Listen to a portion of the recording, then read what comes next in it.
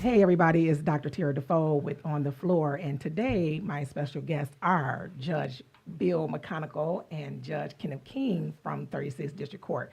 Thank you for coming on the show today. Well, thank you for having us. Thank you for having us. So, brief background of life before being a judge. Okay. Well, I was in the Wayne County Prosecutor's Office. I started my career there in January of 1998, and I served there from 1998 to 2004. Then I was appointed Executive Administrator in the Juvenile Detention Facility with Bob Ficano from 2004 to 2006. In 2006, I was appointed to 36th District Court by the Honorable Jennifer Granholm, and I've been there from 2006. In 2010, I was appointed Chief Judge Pro Tem, and then Chief Judge in 2012. All right. And I'm the presiding over our criminal division as of October of this year, 2018. All right. Congratulations, Judge Bill McConaughey. Thank you for having us again, Tara, Dr. DeFoe. Before becoming a judge, I had the honor of serving the 5th District in the city of Detroit, all of Highland Park and Hamtramck, in the Michigan House of Representatives. I was a state rep from 2000 to 2006. After leaving the legislature, I was the city attorneys for Highland Park and Hamtramck, and I was the city administrator in Highland Park. I did that from 2007 until June 12th. Of 2010, when I was also appointed by the Honorable Jennifer Granholm. And in 2012, I was elected for a 6-year term, and I was just elected November 6th to another 6-year term. Congratulations. And I have the honor of serving under Judge King in the criminal division on the preliminary exam docket right now. So what does that mean? What cases come before you? On the preliminary exam docket, there are 4 judges in 36th District Court that we hear every felony that occurs in the city of Detroit. They come through us, and we decide whether there's probable cause for the cases to go to trial. If we bind the case over, meaning there's enough evidence to move forward, then it gets on the trial track and it goes across the street to the Frank Murphy Hall of Justice. So that means you also set bonds. Yeah, bonds they normally have a bond set up by the magistrate before we get them. And then the defense attorney or the prosecutor, they may ask to either increase it or decrease it. So we deal with bonds, and then, again, when it gets across the street, they'll probably ask for another revision towards the bond, but we definitely do. Okay. My role is just a little bit different. I'm in a different division. I'm on the state misdemeanor docket, which means that those misdemeanors that fall under the state jurisdiction, some state violation, whether it be drunk driving, or child abuse in the 4th degree, malicious destruction of property. Those misdemeanors come before me. Possession of marijuana, those misdemeanors come before me. So anyone with a misdemeanor possession of marijuana case is probably on probation to me right now. Wow. So speaking of marijuana, the state of Michigan voters just passed recreational marijuana. What does that mean? Some people think now they can just blaze up wherever they want and it's okay. No. So so explain what does it mean? Well,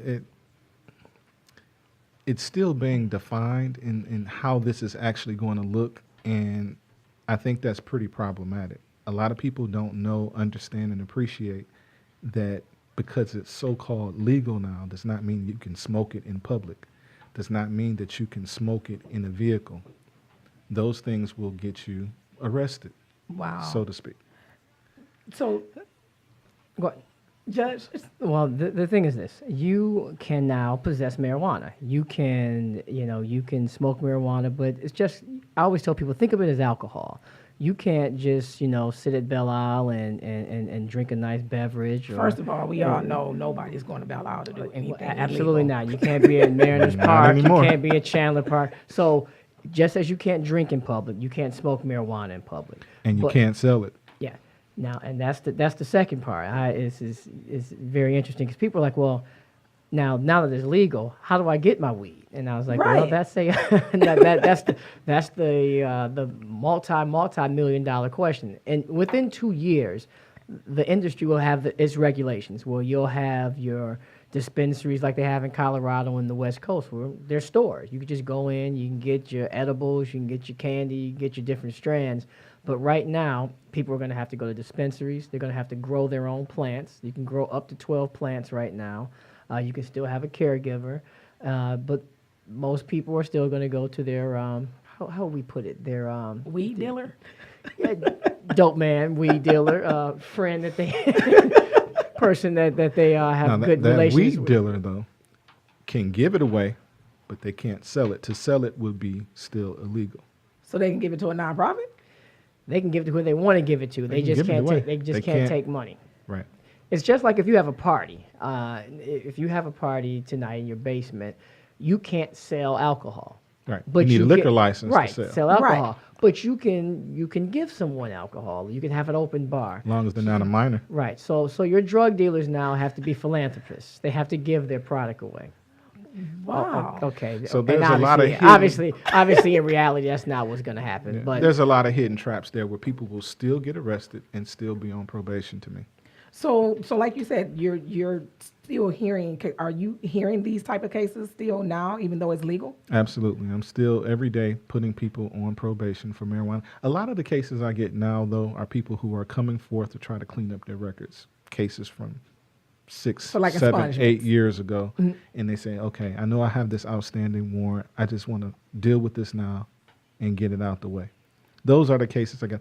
I can't say that I've gotten a lot of new cases of possession with possession of marijuana. and hopefully, I would hope that the city's law department, if a person has some marijuana in their pocket, in their car, or whatever, that they're not.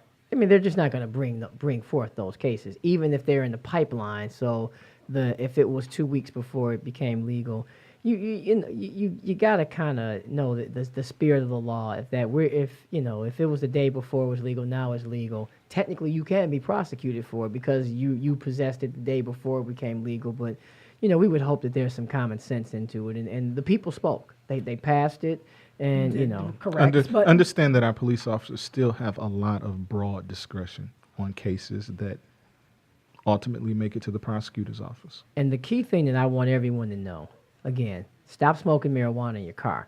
Because if you smoke marijuana in your car, It's synonymous to drinking and driving. But the scent stays in your car. So if you've smoked in your car and the scent is still in your car, there may not be any marijuana in your car. But if a Wow. police officer smells marijuana in your car, Gives them that's probable probable cause cause to to search search. that car. And if they Wow. find a weapon, if they find some other type of drug, or they find any other contraband, then you're going to be charged with a felony. But it's going to be because of that smell of marijuana. You cannot smoke in your car. And of course, this wasn't all explained during the No. election of those that were for this passing. They didn't explain all of this because now it puts, people in a different position. We talk about, the police having the right to do X, Y, and Z and how unfair law enforcement has been. But now you're adding something that even though you're saying that we can smoke medical marijuana via recreation, but it's not as simple as It's they not. portrayed it And to to be. be perfectly candid to you, I was not in favor of the passing of it because we're going to get an influx of people that are going to be charged with crimes. I can just see it coming. Yeah. And then you're going to still have employers who can refuse to hire people who have the stuff in their system. Yes. And one of the things that I'm trying to get across to people now, because I get people who get this astonished look on their face when I'm putting them on probation and I'm fining them for having possession of it and it's legal now. And I tell them that you're going to be drug tested and you can't smoke marijuana, you can't drink alcohol, those types of things. And they're like, but why? Because Right. it's It's legal legal. now. But so is alcohol. But if you're caught drunk driving, I can keep you from drinking. I can have you drop to make sure that you're not drinking. And it's the same thing. It's the same. Wow. thing as it relates to And marijuana. to piggyback on what I guess I'm just so used to calling you Chief. I'm still calling you Chief. That Chief King just stated. I want people to realize that your employer still has the option to drug test you. Now there are going to be, and I've spoken to people that they're no longer going to test. They're not going to test anymore. However, if you're driving a truck, if you're a tow truck driver, if you deal with heavy machinery, if you're in construction, Or children. by law, they have to test you, because even if it's a lawful they still have to test you, because I'm not opposed if someone wants to smoke marijuana in the private but you know what? I don't want you driving a semi truck. I don't want Exactly. you hooking up a rig. I don't want you flying a plane. Exactly. But, I don't want you doing surgery. Yeah, but I don't want you fixing my food. Huh? Right. So if I'm fixing my car. So you just have Or making my car. Yeah. So Thank you. That's another one. Well, you just have to realize that they still, and it's still illegal federally. And, under Eric Holder, when he was the Attorney General under President Obama, he gave a mandate to the U.S. attorneys to stop prosecuting marijuana possession cases. Jeff Sessions, when he became the Attorney General, he undid that mandate. So right now, they still may come after you federally on it. So you just got to be careful. You got to be careful. So understand this, that like everything else, the same rules does not apply to us Exactly. as to everyone else. Everyone and else. police officers have broad discretion. And that's what I think my concern is. You have Wayne County, you have Oakland County, Macomb County, and will they all follow the same rule? Will the judges and the police be as lenient as they may be with Detroit? As you said, law enforcement has discretion. Will they use that same discretion in Oakland County and Macomb County? Well, It depends on who the offender is. Yeah. And honestly, some people have different positions on marijuana. Honestly, there was a different take when there was a change in administrations. Mayor Duggan and the city's law department, when with Butch Hollowell and now with Lawrence Garcia, they were more aggressive with marijuana Yes. cases than previous administrations were. Some administrations are more lax on marijuana. So you have to realize, and I know when you're driving or when you're just visiting somewhere, you're not thinking of how does this municipality view my activity, but it's just a reality. So you just got to be careful. I mean, one thing that I can say is the community really came out against, the dispensaries in their communities, because they were saying how it was drawing, more negative attention. You had them next to or near strip clubs or other bars. All in Detroit, right? All in Detroit. And All on so Main. you go to other cities, you may have one or two, if two, in other cities. So people always look at like, okay, well, why is it so many in Detroit, but yet you go across 8 Mile into Oakland County, you don't see any, not unless you're in Pontiac or something in that area.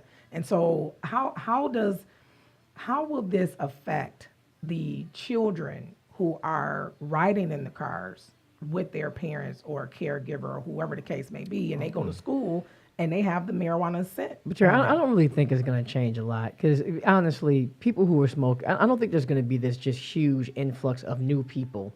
I don't think any of us in this room just gonna smoke be returning marijuana. weed heads? Yeah, there's just going to be people smoking weed illegally. They're going to keep smoking weed. And there's going to be lawful now. And I don't think, I enjoy a nice adult beverage every once in a while, but I'm not drinking with my kids in the car. So I'm going to assume a person is not just lighting the blunt, while dropping off the kid at the third grade. Because if that's happening, we got some other issues we got to deal with systemically on. My concern is that because it's so-called legal now, that you're going to have more people partaking in it, thinking they're doing something legal, and are exposing themselves now to the criminal justice system. So, just like Judge McConaughey was saying, that, don't smoke the stuff in your car, but how can you distinguish whether it's the smell coming from the car or the smell coming from the person? You get pulled over. I was smoking at home, and now I'm driving to go get me something because I got the munchies. Well, the scent is on me, and I am in the car. So Yeah. who's to say I was smoking it in the car or I was smoking it somewhere else and the smell is in my clothes. And according Right. to the story that you just gave, by saying I was smoking in the house and now I'm driving this car, this is the discussion we had before we came on air. You're de facto operating while under the influence. You're And impaired. You've just talked yourself into a misdemeanor. So me smoking marijuana stays in my system for what, 2-3 weeks max? No, About 30 days? I was gonna About say 30. 30 Oh, days. 30 days. And if you pull hair, it can be up to 90, but the test will be 30 days. Wow. So You I gotta have a designated driver, Uber, Lyft. for 30 days. Yeah, nephews, cousins. And of course, again, this is something that wasn't explained during the time, people was out campaigning about this whole bill. Look for this and law that. to be defined and refined before it's all said and done, because right now I think it can unfairly trap a lot of people in thinking that they're Most definitely. following the law and they're And- really not. The good thing that we do have, though, is that we are not the first state now. You can look to Colorado, you can look to Oregon, you can look to Washington, and they did have to tweak some things. And that's why it took 2 years after the passage in Colorado for it to actually get on board, for people to be licensed. So we have some time, but in this lag right now is where people have to be very, very careful. And the best thing is to ask some questions, is to do some reading. People love to give you the benefits of marijuana. It's so much better than drinking, so much better than pain medicine. They also need to read Yeah, the law. Do And people don't. like to read? So we have to create videos. So we're gonna take a brief break. Hey, sometimes it's like Schoolhouse Rock. You learn how a bill became a law. Just a bill on from Capitol oh, Hill. Absolutely, absolutely. So sometimes first half we talked about recreational marijuana and medical marijuana. Now we want to talk about something else that's a little hot topic around not only the city of Detroit but the state of Michigan, and that is open carry. What is open carry? What is the difference of open carry and having a CPL and a CCW, and what does all of this stuff mean? All right. Well, there's no such thing as having a CCW. So I can't go you apply can't- for a you CCW. can't you can't apply to go get that CCW. It's a That- CPL. It's a CPL. Okay. And the CCW is when you are carrying a concealed weapon without a CPL. That is what the felony is when you're carrying a gun and it's concealed without a CPL, that license, which Judge King has in his hand and he's about to go through. Open carry is an exemption to the CPL law. And in Michigan, there is an exemption. If you are in public, you can openly display a weapon. But the key thing in open carry, any portion of the gun cannot be covered by anything. I have had I've had a lot of cases where a person has a little bit of their shirt covering a piece of the handle. That makes it concealed. Wow. And if it's concealed at all, you have to have what's in Judge King's hand and have a CPL. Some judges have a different take on it, Okay. as opposed to what qualifies as open carry. I've had a case before where a guy had a gun on his hip and the gun was in a holster. Okay. But it was apparent that it was a gun, and that's what the law says. As long as it is apparent that you are carrying a gun, it can't be concealed, like Judge McConnell said, in any way to where it doesn't look like, or it's not visible to a person looking at you that you do have a weapon on your person. Now, what trips a lot of people up, and this is where a lot of people get caught and charged with carrying a concealed weapon, you have people who are walking down the street with this gun on their hip, and the police see him, and they see him with the gun, and they're like, what the heck is he doing with the gun? Mm-hmm. And he looks at the police officer, and he says, I'm open carrying. Officer says, okay, that you are. As soon as you get in the car, it is not open carry anymore, because now it is concealed by the vehicle. So now you're carrying a concealed weapon in a motor vehicle. What? And they will Yes. wait until you get in the car. And now, smart behind, you're being charged with a 5-year felony. What? Now, if you are open carrying, there are rules of how you have to carry that gun. You have to put it in the trunk. It has to be Unloaded. unloaded. You have to have it in the lockbox. But if you get in that car and just put it Still in the on back your seat, hip? on that, yeah, you're at this point now the CCW comes. So in I'm part. getting carjacked and my gun is in the trunk. I mean, how does that help That's me? why you need to have what's in his hand. A CPL. That's Okay. yeah. This particular CPL, and even if you have a CPL, there are exemptions as to where you can go with that weapon. So are there different levels of CPLs, or is it the non-exemption or exemption? How does Well, it classify? Some people have what's called an exemption. I have one because I am a judge, which means that I can carry it on school property, I can carry it in churches, I can carry it in bars, sports facilities. I haven't really challenged them on that, but like when I went to, like, the last place was the Palace, and they saw I had the gun, they saw I had the license. They had me put my gun in a lockbox. Okay. Didn't want to leave it in the car because somebody can break in the car, steal Right. your weapon, that type of thing. Detroit Lions at Ford Field, same thing. I have to put my name on the list, where I'm sitting, and that type of thing. Okay. They didn't take my gun though. They let me keep my gun on me. Okay.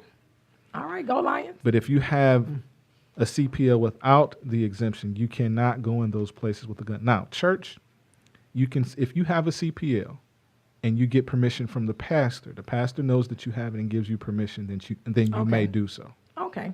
So is it something that's written that says that, you know, this person gets permission? Is there a waiver, or are churches that advance to give people a waiver to say they're allowed to carry their gun in church, other than the security team? Probably not. There's no paper that I received Okay. before I got the exemption saying that I could. I just got permission. No, I'm from talking the about for pastor. the church, because, you know, if something happens, then that pastor may say, "Oh no, I never gave that Liability. person Right, permission." right. So maybe that's something else. You kind of like run the risk, Right. so to speak. So maybe that's something we can add to the faith-based conversation of making sure pastors are providing waivers. And Dr. DeFoe, I think one thing, I'm going to piggyback again on the chief from earlier. The thing that concerns me the most with open carry is people not knowing what to do with that gun when you get in a car. Because I've had a situation where I actually called the police it was 2 summers ago.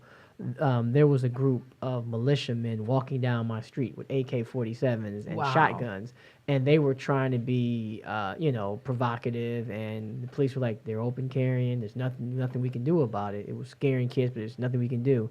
But before they waited and watched them, they broke the guns down, put them in cases in the trunk. They knew the law. They knew the law. And they were able to drive right off. But if you get in that car and you put it in your back seat, or you put it on your door, now you're carrying a concealed weapon, and you have to So have now that you've card. crossed over. Yes. And so currently, right now, I can just walk into any building with a shotgun across my back, wide open. Not in a building, because the open, that's what happened in the Dearborn police station. That was the next one that happened last year, where the same group that was walking on my street, they went into the Dearborn police station with their weapons, and they were charged there, because on the police station you could not bring that weapon in, and they were detained. So they're There are gotta- restricted areas. Yeah, so Okay. you really have to, you got to know the law with that. And so I always tell people, if you don't have a felony background, if you have a felony, you're not supposed to have a weapon, period.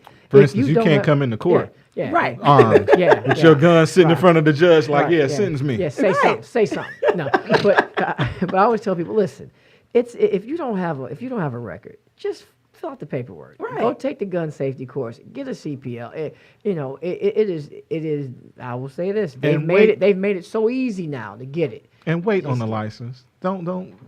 Don't hand me the application saying I got my gun on me, but here's my application. It just haven't come yet. Yeah, don't do and that. we've all seen those. And honestly, I mean, people get feel- excited. They go. Yeah. They want to go get their guns. I mean, and I have a CPL, and I went and bought my first or then second pistol at this point.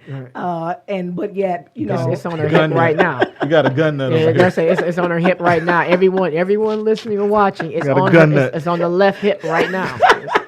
And I'm Second real, Amendment. And I'm real uncomfortable, by the way, because it's facing me most likely.